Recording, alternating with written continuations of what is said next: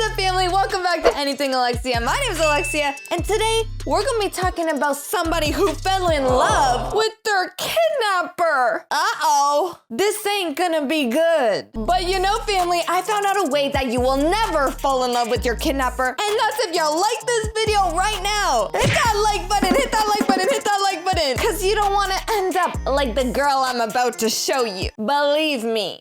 I was going to school when suddenly I felt someone pushing me to the ground.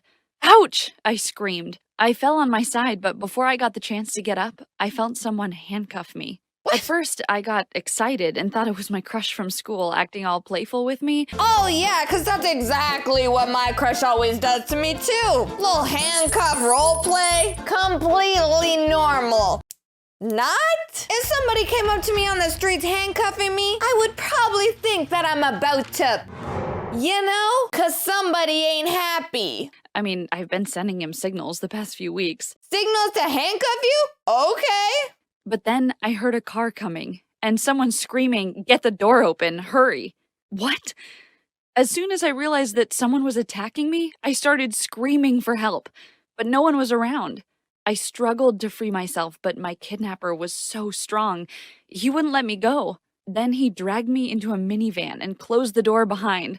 I was claustrophobic, so it was not long until I passed out. I woke up later having the worst headache of my life. I was laying on a bed in a small, old, dusty room. I was confused for a bit, but then I remembered what had happened. Who the hell brought me here? I headed to the door and started knocking it hard. I screamed at the top of my lungs, "Get me out of here! Hello? Someone! Get me out of here!" Excuse me, lady. I think you should just be grateful that you have a bed in there. Not so often you hear of a kidnapping with some blankets and nice sheets. They're usually on the floor in some dirty, dark room. Seems to me like you're getting the VIP kidnapping experience. Ain't no time for complaining. Just saying, though. Someone responded, "Hey you, we're coming in a second." I stopped yelling. I put my head on the door trying to eavesdrop, and I heard someone saying, "She's not the one, you idiot. I told you she's blonde. This one has brown hair." Wait, are they talking about me? I heard their footsteps coming toward me, so I took 2 steps back. The door opened and a young man walked in. He was handsome, so hot. I'm talking Noah Centineo hot.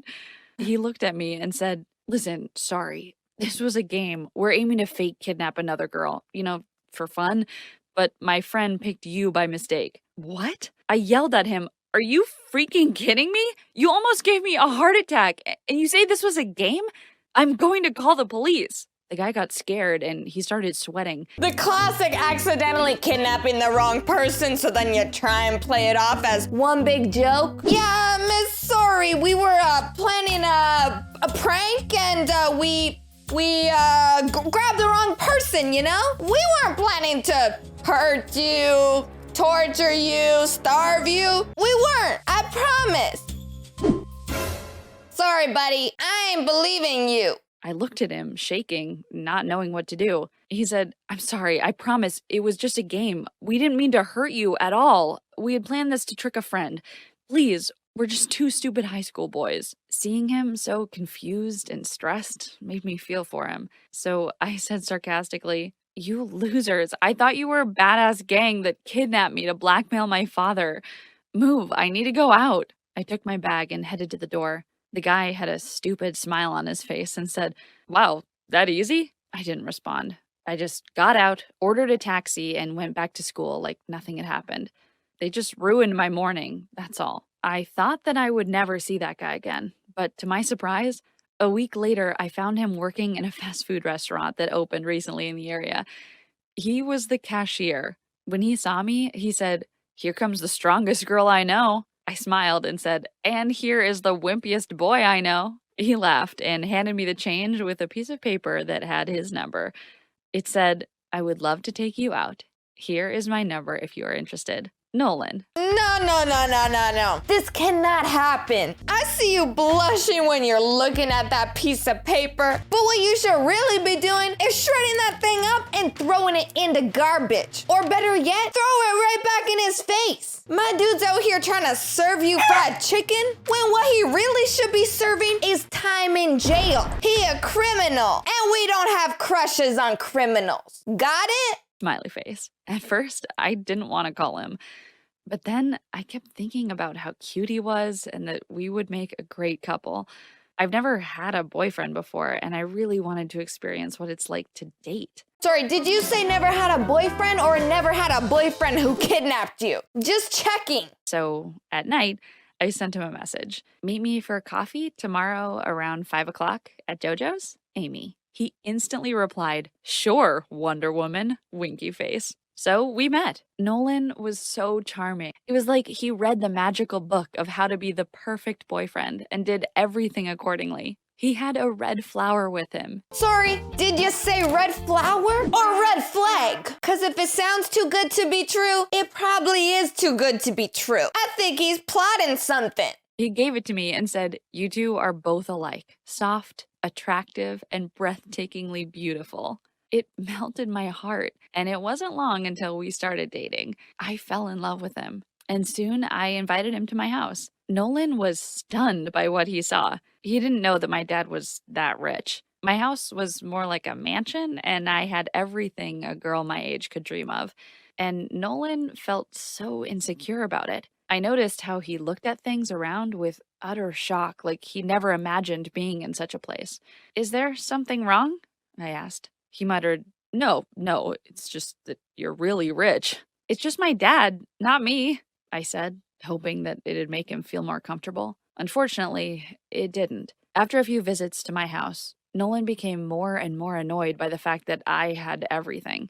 He was subconsciously thinking about it all the time. Every time he bought me a shake, he said, you've probably had better. Or if he bought me a gift, he said, sorry, that was the only thing I could afford. His comments pissed me off. So one time, after he said one of his stupid comments, I confronted him. I said, you know that those comments make you look so insecure. I like you for who you are. Nolan didn't believe me. He didn't believe her? If she's the rich one and he's the poor one, then wouldn't that automatically mean that she is dating him for who he is and not what he has to offer her? Isn't that how that goes? Seems like she can offer him some really nice, luxurious things. But all Nolan can offer her is some jelly belly candies because my dude's jealous. That ain't attractive. He sarcastically responded, so basically I'm your side puppet. That infuriated me. It was like he wasn't listening to what I was saying. I asked, what do you mean? He responded, I'm just another item to brag about. Look at me, I have someone who's totally in love with me. His comment disgusted me, so I screamed, well, if that's how you think, then maybe we shouldn't date at all. He simply said, fine, and then walked away. I couldn't believe my eyes. He just turned around and left. I thought we had the best relationship ever, but apparently I was wrong. Nolan just disappeared. He didn't try to contact me whatsoever. It broke my heart, but if that's what he wanted, so be it. But then, 2 weeks later, I found him having dinner with Tamar. Tamar was one of my friends from middle school. She was the Kim Kardashian of our group. Ooh, looks like he found another girl to kidnap. Or I mean date. Sorry. Ain't too long before they take a trip together to Mexico, and they both never come back. The richest and the most spoiled of us all. But I stopped seeing her because she was too full of herself.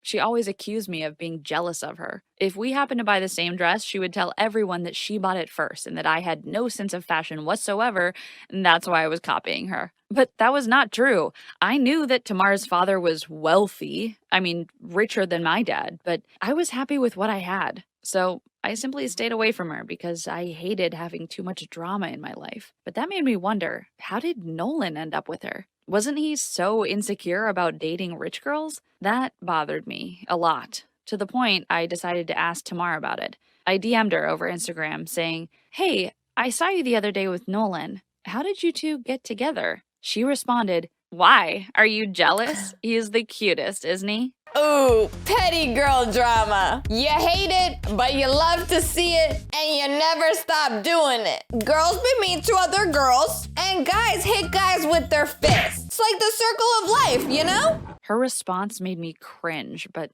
I asked anyway. No, not at all. I think you are a cute couple. He was just my friend, and I wanted to know how you met. And to my surprise, she said, it's kind of a funny story. Nolan kidnapped her by mistake while he was playing a game with his friends, and they hit it off just after that. That jerk. Was that his trick to pick up girls? Thank God we're no longer together. I was stupid to feel sad after breaking up with him. She can date him as much as she wants to. I can't believe this dude. Some guys say a compliment, other guys joke with you a bit. This dude straight up kidnaps people. Now, if that ain't psycho, then I don't know what is. Practically like a full-time hobby for this guy. Nolan, before you kidnap your next victim, just try picking up a basketball or swinging at a baseball, because what you're doing ain't normal. Not even kinda. Ugh. The next day, Dad called me to his office. He looked worried and disturbed. He asked me anxiously, honey, did you see my Rolex watch? I thought I left it here. I answered, no, Dad, why? And he responded, it's been missing for a while and I can't find it. Then he added, never mind, I probably lost it somewhere. I went back to my room feeling sad about it. That watch was my dad's favorite because Mom had bought it for him before she passed away. He never took it off. Where did it go? I started looking for it everywhere when I suddenly had a weird feeling about it. When Nolan visited me, he used to go 3 or 4 times to the bathroom. When I asked him about it, he said, I've got a condition. I didn't want to embarrass him, so I just waited for him. Is it possible that he took it? No. He's a playful guy, but he's not a thief. Are you sure about that? Wasn't the very first interaction you had with him, was he stealing you? Girl, I think your radar with men is kind of off, because this dude's a sketchball, and I think everybody knows it except you. I tried to brush it off my mind, but I couldn't. It was bugging me, and I needed to make sure it wasn't him. So I spoke to Tamar again and asked her about Nolan, and if she noticed something strange about him. Tamar was irritated. She said that everything was quite fine and she would appreciate it if I stopped bothering her. I was embarrassed, but I plucked up my courage and said, hey, Tamar, I promise this is my last question. Did you lose something expensive lately? I thought she would hang up, but she kept quiet for a while and then said, you know, come to think of it, I lost one of my diamond rings lately, but I may have forgotten it somewhere. That sneaky man. I couldn't keep my mouth shut. I explained everything to Tamar, how Nolan used the same trick with me and how I suspect that he stole my dad's watch. She was furious that Nolan manipulated her that way. I thought she was more pissed because I dated him first, but anyway, we both decided to get revenge. One night, Tamar invited Nolan for dinner at a fancy restaurant, and while they were having dinner, she excused herself to go to the bathroom. But before she went, she took off her expensive golden bracelet and put it inside her bag. I was sitting at a table next to them, ready with my camera. But to our disappointment, Nolan didn't go for it. We thought he would be tempted to steal it because it was worth thousands of dollars, but he didn't do anything. The date ended and nothing happened. Tamar went back to her house with Nolan. I followed them and I sat in my car waiting outside for Nolan to get out of the house. I wanted to speak to Tamar to figure out our next step. I got bored, so I started scrolling through my Instagram, and then I got a notification from Tamar's account. She went live. What happened? I clicked on the video and, oh my God, Tamar was shooting a video of Nolan. She was upstairs and he was downstairs. I watched him as he stole a wooden antique and hid it in his jacket. I knew this guy was a sketchball all along. There are 2 types of people that you never trust in this world. Cheaters and kidnappers. And I guess these girls learned their lesson the hard way. Or the $50,000 watch and the $20,000 necklace kind of way. Ooh, that's rough. The comments started popping up. People were shaming Nolan. But the weird part was that many girls recognized him. Some of them said that Nolan was their boyfriend, and they too lost a few things when they were dating him. He was a pro. I called the police while the video was still on, and they arrived 10 minutes later. Nolan was arrested, and he returned all the things he'd stolen from people and spent 3 years in jail, along with his friends who helped him with the fake kidnapping. After the whole thing ended, I went to speak to Tamar. I wanted to thank her for what she did. My father got his watch back, and he couldn't be happier. I thought we could be friends again, but when I called her, she said in a nasty tone, "You don't have to thank me. You're still a loser. Just don't get into trouble again, you stupid girl." Gosh, she'll never change. Oh, Tamara. Sweet old friend Tamara. You're so kind to me. I'm really glad we reconnected. Not? Still the stuck-up rich girl I see. Some things never change, I guess. But anyways, family, that is all of the true story animation that I have for you today. If you liked today's video, don't forget to smash that like button. And if you want to join the family, hit that subscribe button and turn on all post notifications so you don't miss any of my videos. I love you guys so much. And I'll see you all in the next video.